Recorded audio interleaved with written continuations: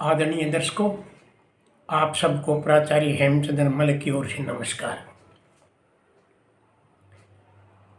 90 वर्ष के लंबे संघर्ष के बाद भारत को 15 अगस्त 1947 को आज़ादी मिली।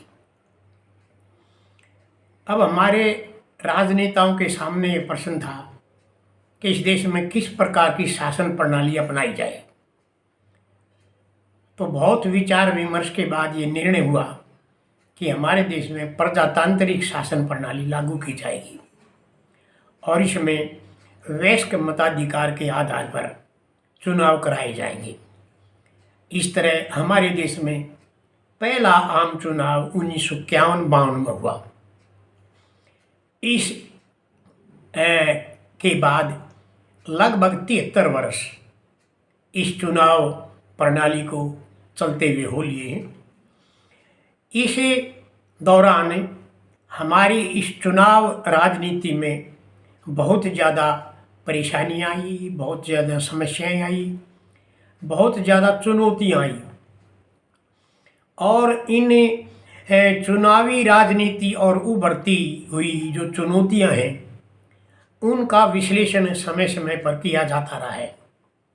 हाल में ये डेमोक्रेटिक फोरम रोहतक द्वारा एक प्रयास किया गया और इसमें एक नित्यानंद पब्लिक स्कूल रोहतक में एक सेमिनार का आयोजन किया गया, जिसके मुख्य वक्ता थे हरिभूमि के संपादक शंभू भादरा जी।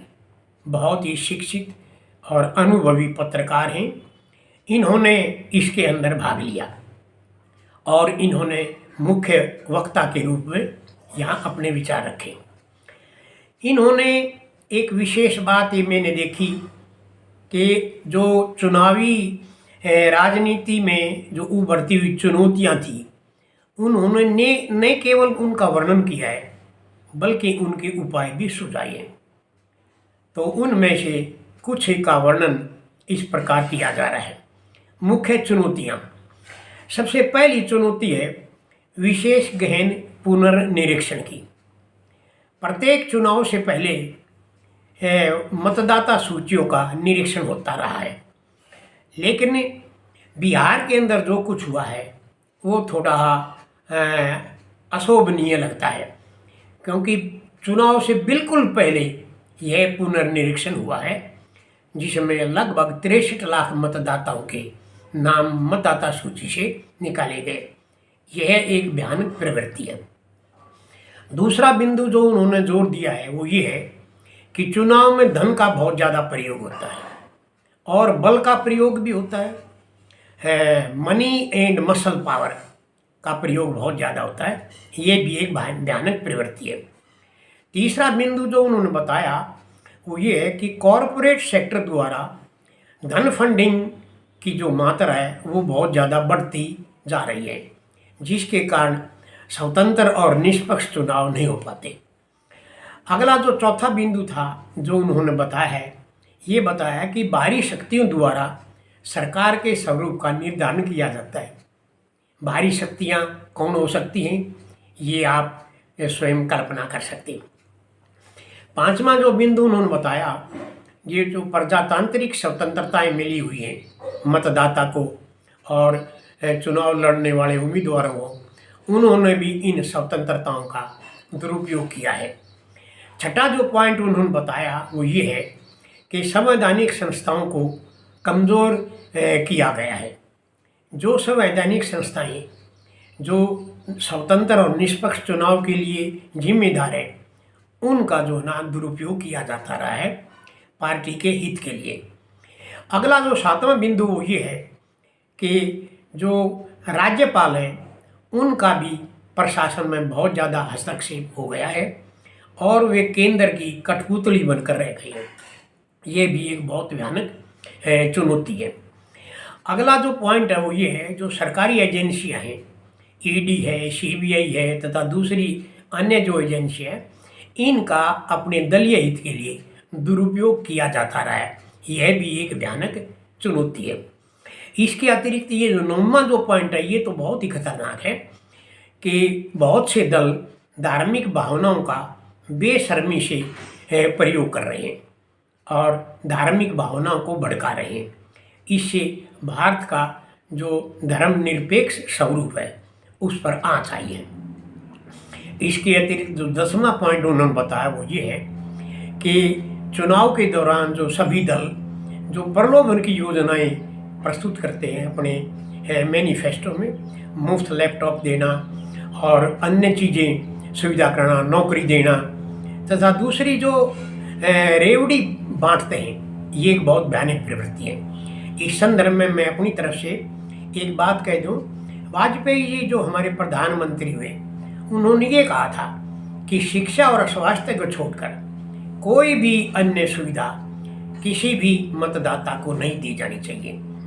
इससे क्या होता है कि जो अधिक जो ये प्रलोभन योजना है, इससे क्या होता है कि सभी राज्यों और देश में वित्तीय घाटा बढ़ता जा रहा है। और अगली जो भयानक प्रवृत्ति उन्होंने बताई वो ये है कि पर्यावरण का कोई मुद्दा नहीं उठाया जा रहा है हमारी इस चुनाव राजनीति में। और अगला जो पॉइंट उन्होंने बताया ये भी एक काफ़ी हृदय स्पर्शी है। उन्होंने कहा है कि पदेन व्यक्तियों द्वारा चुनाव प्रचार किया जा रहा है। जो व्यक्ति राजनीतिक पद पर आ जाता है, चाहे वो प्रधानमंत्री है, गवर्नर है, राज्यपाल है या दूसरे मंत्री हैं, जो ये पद पर हैं, इनको चुनाव में भाग नहीं लेना चाहिए, क्योंकि ये जो है ये देश का प्रतिनिधित्व करते हैं और ये पार्टी के लिए चुनाव प्रचार नहीं कर सकते। यह भी बहुत गंभीर चुनौती है। इसके साथ साथ उन्होंने ये जो चुनौतियां बताई, इनके उपाय बताने का प्रयास भी किया है। सबसे पहले उन्होंने बताया है कि चुनाव में जो है राज्य द्वारा फंडिंग होनी चाहिए, ताकि कोई भी दल जो है अनावश्यक रूप से खर्चा न कर सके और जो कॉरपोरेट सेक्टर से वो चंदा न ले। दूसरा ये है कि हमारे देश की जो राजनीतिक दल हैं उनमें आंतरिक प्रजातंत्र का अभाव है। जैसा कि आपको मैं अपनी तरफ से उदाहरण दे दूं, एडवर्ड हीथ जो इंग्लैंड के प्रधानमंत्री थे, एक बार भारत में आए थे तो उन्होंने एक बयान दिया था कि भारत के लोग आंतरिक दृष्टि से प्रजातांत्रिक नहीं है। Indians are not democratic at heart. ये बहुत ही परेशानी वाली बात है।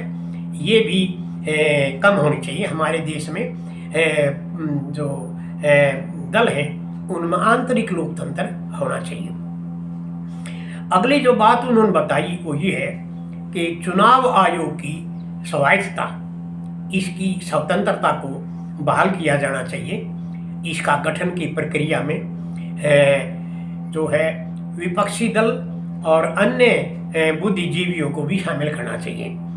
और जो चुनाव आयोग है ये वित्तीय कठिनाइयों में जूझा हुआ है, इसलिए इसको अधिक से अधिक वित्तीय शक्तियाँ दी जाएं ताकि ये स्वतंत्र रूप से निष्पक्ष और स्वतंत्र चुनाव करवा सकें।